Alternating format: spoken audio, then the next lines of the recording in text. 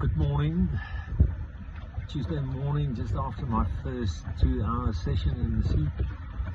Everything is going well. You see I'm making good progress. I'm going quite fast now. Got good tailwind, boat's getting a little bit lighter, and I'm catching good currents going in the same direction.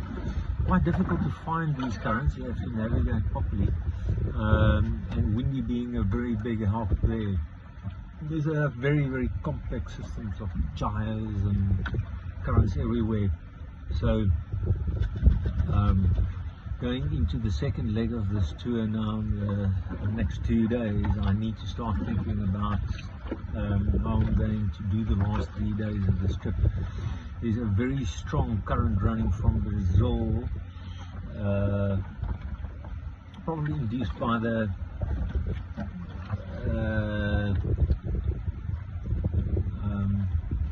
Amazon coming out, and is running up the coast all the way towards Venezuela. So there's a very real risk that I get swept past Cayenne, and then I'll have to go to Suriname. At least I can speak some Dutch if I get there.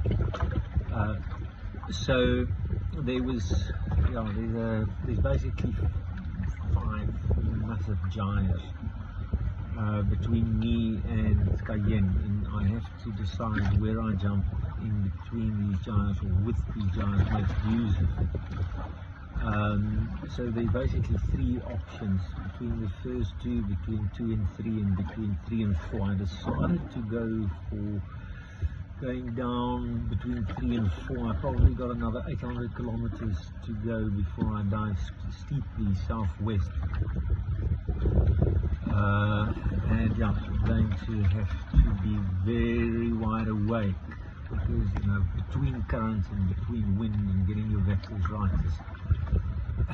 getting your mathematics right and your trigonometry is important. My brother Chris is helping me there. I have to work it out very carefully.